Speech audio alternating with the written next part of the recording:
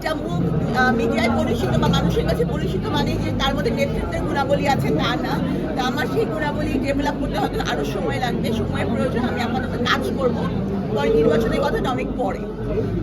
নির্বাচন করলে সংসদ সদস্য, উপজেলা চেয়ারম্যান বা মহিলা ভাইস কোন পদে আপনি নির্বাচন করতে চান? আসলে এটা অনেক লম্বা পথ, এখন কোনো মন্তব্য করতে চাই না। তবে হচ্ছে যে জনগণের জন্য কাজ করতে হলে একটা প্ল্যাটফর্ম দরকার। যেমন একটা বই লিখেছি, বইটা আমি মানুষের কাছে বই মেলা দরকার, বই মেলা হচ্ছে একটা প্ল্যাটফর্ম।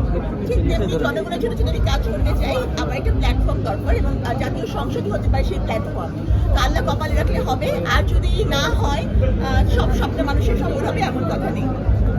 আপু, আপনি বন্দিনী যে লেখাটা আপনার হাতে আমরা দেখতে পাচ্ছি, এটার উদ্দেশ্য কি? মানে হাতে বন্দিনী বইয়ে বন্দিনী সবচেয়ে বেশি যে পরিচয়টা বহন করে সেটা হচ্ছে বন্দিনী, এবং একটি নারী দোলনা থেকে কবর পর্যন্তই বন্দিনী। কারণ সামাজিক নানা রকম বিধিনিষেধের অর্গল তার পায়ে সবসময় থাকে। বাবার সংসারে, ভাইয়ের সংসারে, স্বামীর সংসারে, ছেলের সংসারে তাকে প্রতি পদে পদে নানা রকম বাধা বিপত্তির সম্মুখীন হতে হয়। আর আমি একটা সময় বন্দিনীদের, কারাবন্দীদের খুব কাছ থেকে দেখেছি এবং আমি নিজেও কারাবন্দী ছিলাম। তার প্রেক্ষাপটে আমি বলবো যে সেজন্য এই বন্দিনী লেখা। আপু, ভালোবাসা দিবস 2 ফেব্রুয়ারি সামনে এসেছে, এবারে 2025-এর বই মেলায় বন্দিনী দ্বিতীয় খণ্ড এসেছে।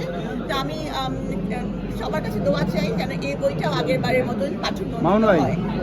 এই বইটি থেকে আপনার যে বন্ধু ছিলেন, ওইটার বিষয়ে কিছু লেখা আছে? হ্যাঁ, আমি বলতে চাই যে বাংলা সাহিত্যে নারী কারাগার সম্পর্কে এত সূক্ষ্মাতি সূক্ষ্ম বর্ণনা কোনো বইয়ে পাওয়া যাবে না। কাজে আমি পাঠকদেরকে বলবো, প্লিজ আপনারা বইটি পড়েন এবং আলোচনা হোক, সমালোচনা হোক করেন এবং দেখেন সাবিনা কেমন লিখে। আপু, যেহেতু কারাগারের কথা বললেন, কারাগার নারীদের যেহেতু কারাগারে রাখা হয়, তারা কি কি সুযোগ সুবিধা পেয়ে থাকে? যেহেতু আপনি তারা কত সেফ থাকে? যদি সেফটির কথা চিন্তা করা হয় তাহলে আমি বলবো সর্বোচ্চ সেফ থাকে। কারণ হচ্ছে এখানে যেহেতু মানে কারারক্ষীরা, নারী কারারক্ষীরা তাদেরকে সবসময় প্রোটেকশন দেয়।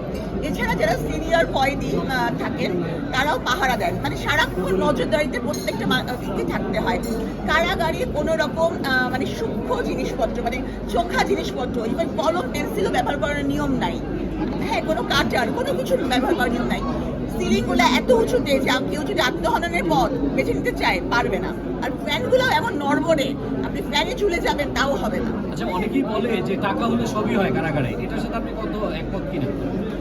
আমার তো টাকা ছিল না, সুতরাং আমি একমত হওয়ার প্রশ্ন ওঠে না। কিন্তু আমি দেখেছি নারী কারাগারে ওভাবে টাকা দিয়ে কিছু করার সুযোগ আমি কাউকে দিতে সেরকম ভাবে দেখিনি।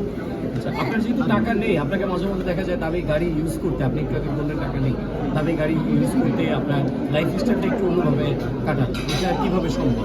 আচ্ছা, এখন ওরকম হিউজ